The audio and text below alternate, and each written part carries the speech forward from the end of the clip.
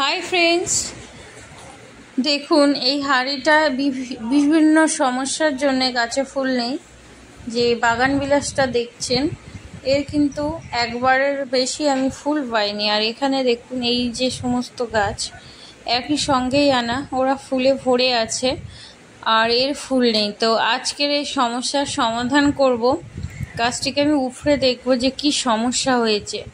আর একটাই, জল দিলে কিছুতেই জল মাটির মধ্যে যাচ্ছে না, আর মাটির হাঁড়ি এক সাইড ভেঙে যায়, বেশি জল দিয়ে এলেই বেরিয়ে যায়। এখানে আছে একটি চন্দ্রমল্লিকা। চন্দ্রমল্লিকাটা থাক, এই যে সামনে বর্ষা, এতে কম জলই বেশি ভালো। তবে বাগান বিলাসটাকে আমি আলাদা করে দেব। একে তুলে আমি দেখব যে নতুন শিকড় দেখুন একদমই হয়নি। এই জন্যে গাছটির গ্রোথ ছিল না, ফুলও কম ছিল।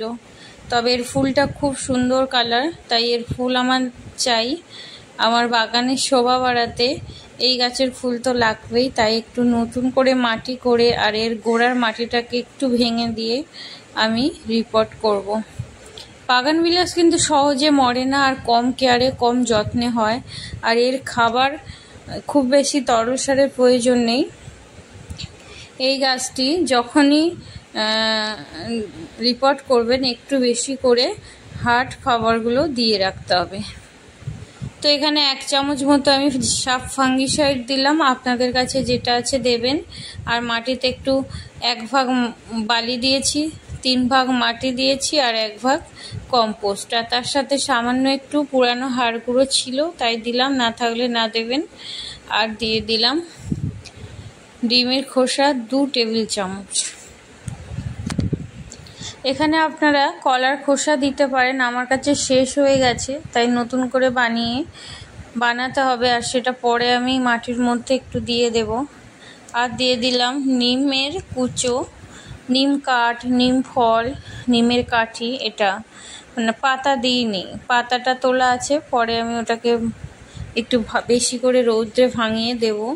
দিয়ে মাটিটাকে বানিয়ে ফেললাম। খুব সফট হালকা একটা মাটি হয়েছে, আদর্শ মাটি। আর দেখছেন মাটির কালার কিন্তু ব্ল্যাক হয়ে আছে, কালো, কারণ আমি সবসময় জৈব খাবার দিই, বাড়ির তৈরি খাবার, যেমন কলার খোসা, ডিমের খোসা, সবজির খোসা, কম্পোস্ট, তরল সার, গোবর সার, এগুলো। আর যারা কেমিক্যাল খাবার দেন তাদের কিন্তু মাটি এত কালো হবে না, সেই মাটির কালার একটুখানি অন্যরকম হয়। বন্ধুরা, আজকে যারা আমার ভিডিও প্রথম দেখছেন প্লিজ সাবস্ক্রাইব করবেন, পাশে থাকা বেল বটন অন করে দেবেন।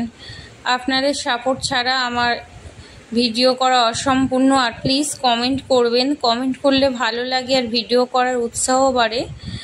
আর চলুন একসাথে সবাই সবুজ গড়ে তুলি, সবুজের মধ্যে বাঁচি।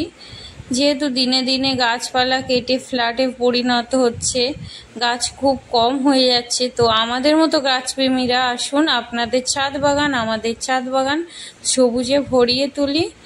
অক্সিজেন উৎপন্ন হোক, আমাদের পরবর্তী প্রজন্মরা যেন অক্সিজেনের ঘাটতি অনুভব না করে। বন্ধুরা, গাছটার মাটিটাকে একটু আলগা করে দিয়ে আমি গাছটাকে বসিয়ে দিলাম। আর এই গাছের জন্য কিন্তু বেশি বড় টব নেবেন না, সবসময় ছোট গাছের জন্য ছোট টব নেবেন, তাহলে দেখবেন আপনাদের একটিও গাছ মারা যাবে না। মাটিটা দেওয়ার পরে একটু ভালো করে চেপে দিতে হবে, যেহেতু গাছের গোড়ায় একদমই মাটি নেই, তাই হাওয়া হলেই কিন্তু গাছ হেলে যেতে পারে।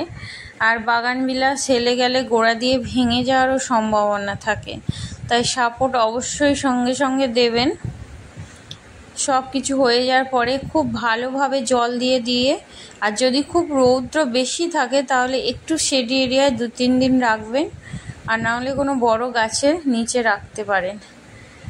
দেখুন আমার পটিং হয়ে গেছে, আর পটিংয়ে জল দেওয়ার পরে দেখবেন নিচে থেকে জল বেরিয়ে যাচ্ছে কি না, তাহলেই জানবেন আপনার সঠিক জল দেওয়া হয়েছে। দেখুন আমার বাগানের এক সাইড বাগান বিলাস আর নয়নতারাতে ভরে